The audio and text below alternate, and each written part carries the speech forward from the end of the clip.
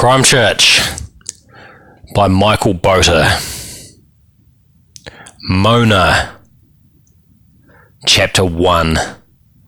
Bacchanalian as fuck. So me and my group rock up to school with our heads down. 3 days absent, so we're gonna get ripped. We're paranoid too, because we always hotbox Vlad's car in the parking lot, and we're not baked to marry our high school letters on the sign. They always mutate to spell some spooky message that creeps into my soul like Mona is high. I cling to my friends and we take the telling off, so at least I won't call our parents. Mr. Chambers, he gives us this hard out lecture about getting kicked out with no qualms. The dude is just frustrated. He knows he has to keep our names on the roll. They're not supposed to let people leave school before the end of year 11 without credits and all that shit. So we swallow school for half the year, clucking naughty vodka from our drink bottles, and then we take a stack of catch-up homework back to the castle. That's our flat. It's at 2 of 2046 Worcester Street. The place is like a villa that's like 100 years old. It's cavernous as fuck, and it's real freezing. So of course we burn magazines, our school books in the fireplace, and we get a real pretty green flame from all the ink. And then Vlad, he stomps some beer crates with his big scary man black boots, and he has some drinks while the fire gets going, and then I have a blackberry vodka cruiser, and before I know it, we're all on the piss on a Tuesday arvo, and the tribes are drifting in and out of our house, and there's people that I don't even know rooting on my bed, and we don't go back to school for like another week, because life's just hard, you know. So all the old people around me are like obsessed with me getting NCEA level 1. They ought to make NCEA level 1 easier. It's like mega challenging not having any people in the house who know maths. I guess except this one Martin guy. He's been dropping around some alcohol one time, and he helped me budget my shopping list so I wouldn't run out of dole money. Some of the homework he helps me complete, it gives me credits, and I guess that's kind of nice. It doesn't make me want to party less, though, because it's like if we can do some serious, sensible stuff stoned, we can do anything stoned, know what I'm saying?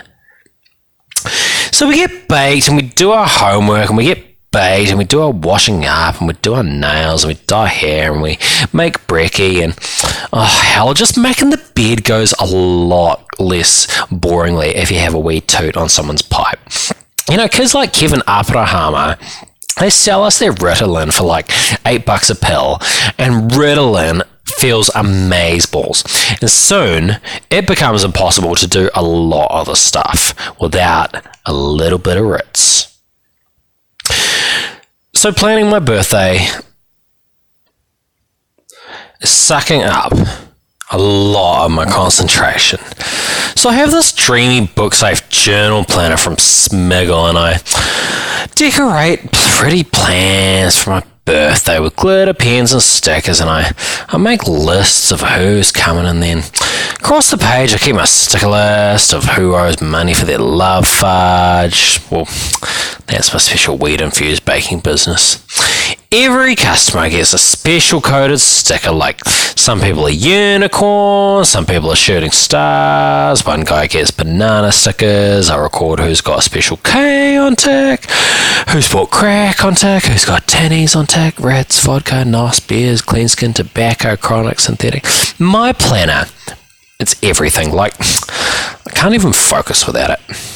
So a couple of years ago when I was like 15, my dad opened my journal, my planner, and he saw my list of people I was selling THC, TLC, love fudge to.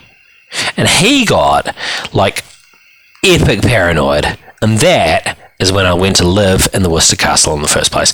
My dad just plain hates drugs. Even after he retired from the cops, he still got his mates in the police force to knock on my door just check on me. Like his little Mona is his little pet or something. They were mega young, these cops that came to my door. They were, I guess they were kind of cute actually. And I could tell that they were snatching glimpses of my cleave because I got piercings around my collarbone. You can't help but look down my tits. So the piggies mentioned Arthur Taki Timo had sent them to do a welfare check, and I can hear a note of respect in their voices. Like the welfare check was, you know, it was mostly because my dad's pretty high up in the cops, you know, he was like a sergeant or whatever, pretty decent for a Maori boy, I guess. So I peeked between the cops and wouldn't you know it, there was my dad outside waiting in the car, hovering on the road in the gutter outside. Ugh. So I guess he feels like he's got some kind of a stake in this place since we don't have any curtains or didn't have any curtains or blankets in our first month living here till finally I texted Dad from my new number and me and Dad started talking again and he brought a high-rise furniture trailer for all of us. My dad is just like obsessed with me being safe because my big sissy fell in with the lone legend MC up in Blenheim when she was my age and we nearly lost her. You know, deep down, I'm mega double super love my daddy, but he has never given me space to breathe. Which is why, when I have my birthday blowout, I seriously blow the fuck out. And my dad is going to get behind it, or he's going to get left behind it. So anyway, my 16th, what makes me think of this classics quiz I had to take where the word for like the wildest parties in Greek history was Bacchanalian. I remember that word because I doodled it in my dream journal in 7 colours of the rainbow with my real good felt tip pens. My party, my sweet 16th, at my place at the Worcester Castle is Bacchanalian as fuck. We got fireworks, we got karaoke with mics and a projector, there's a garden shed, we turn into a sesh sauna, it's got a strobe light and trippy Christmas lights and a disco ball, and we got whole ounces of weed sizzling on the coals, hot box in the place, you know. Noise control, they come twice, and a fire engine does a real slow drive-by, and there's a bouncy castle, and heaps of my friends hook up, and they have real wobbly, sweaty sex, and I spend like all my doll money on my party, plus some money Nana left me when she died. But she would have wanted me to be happy. That's what she would have wanted, don't get me wrong. So, like, the presents that people give me, they're mostly ciggies, not even wrapped up. Just, you know, just like, you know, here's a box of ciggies, here's 20, here's 25, and I have to fill this wardrobe in my bedroom with all my smokes, and it overflows with an avalanche of Marlboros and Rothmans and Port Royals, and even though my dad hates me smoking, he finds a bike lock and he secures my cupboard for me. Dad is actually, my dad, you know, Arthur Taki Timu, he's actually one of the best bits of the whole evening. Seriously. Like, he roams the whole party, like, you know, just kind of policing, I don't want to use that word, regulating everything.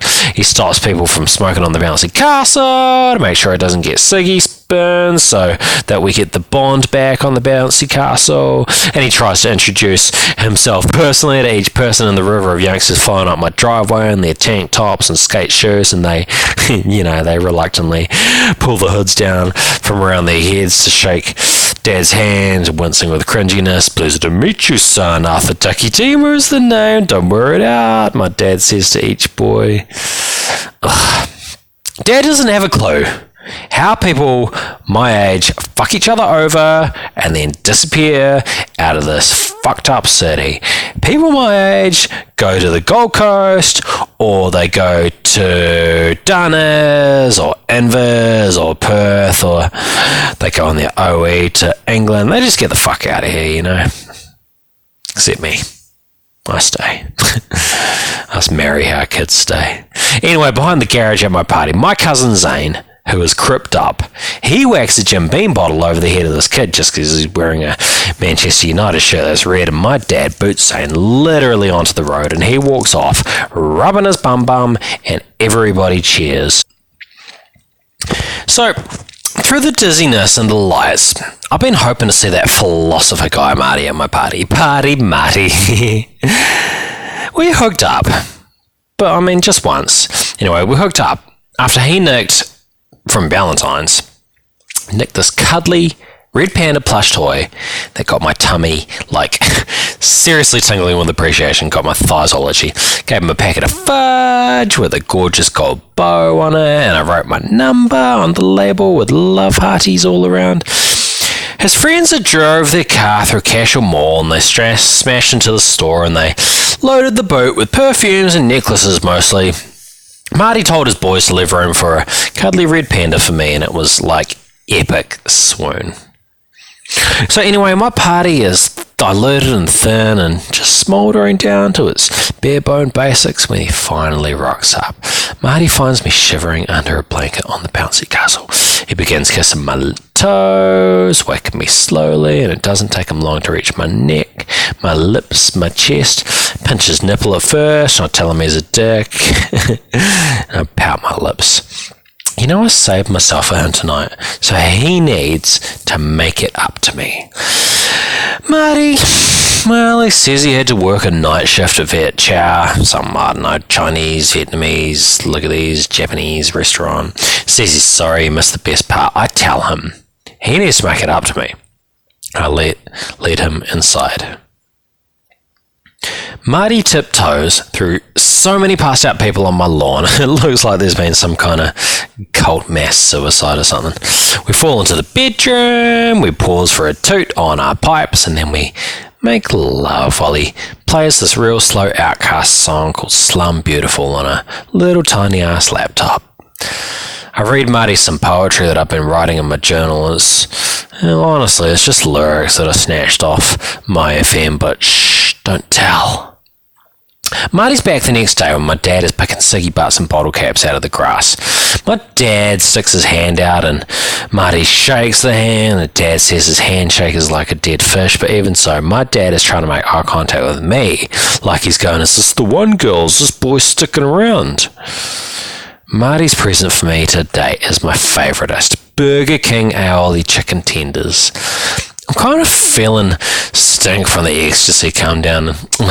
Also, I've noticed the visitors that have been coming around the castle on Worcester, they're sort of, I don't know how to say it, they're kind of like becoming a bad influence. Like, you actually want them out of your house and stuff.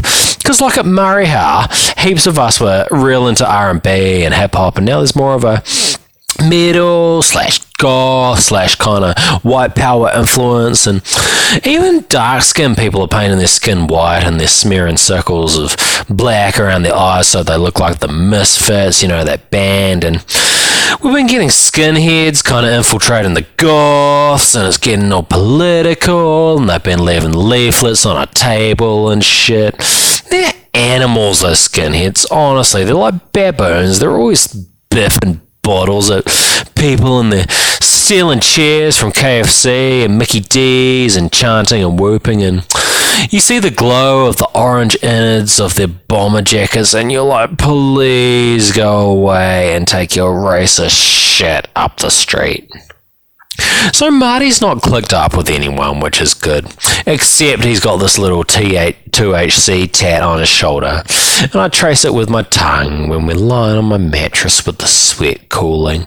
The paint is flaking off my ceiling, and there's black mildew on the walls, and a cold draft whispers in the fireplace, but we grind together and we make warmth. And there's warmth burning in Marty's torso too. There's like this kind of angry fire, like he's mad at how society expects him to get a job and go to uni and shit, and he's got this rebellion thing going on where he watches the news and he wags his finger at the TV and he disses everybody, and he's always quoting, you know, Tool songs.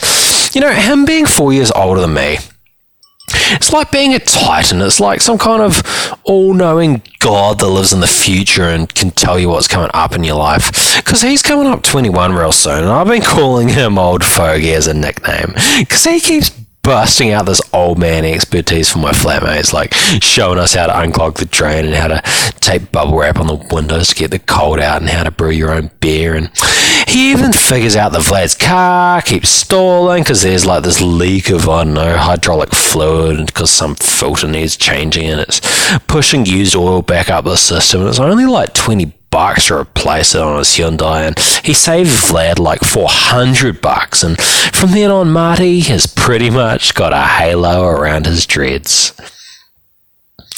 So Marty's got a lot of good shit going for him. He reads to me the difficult words in the pamphlet for Hagley Community College, and he talks me into signing up for a course there, and he reckons I can get this like sweet, student allowance-y thing. I claim $1,000 in course-related costs.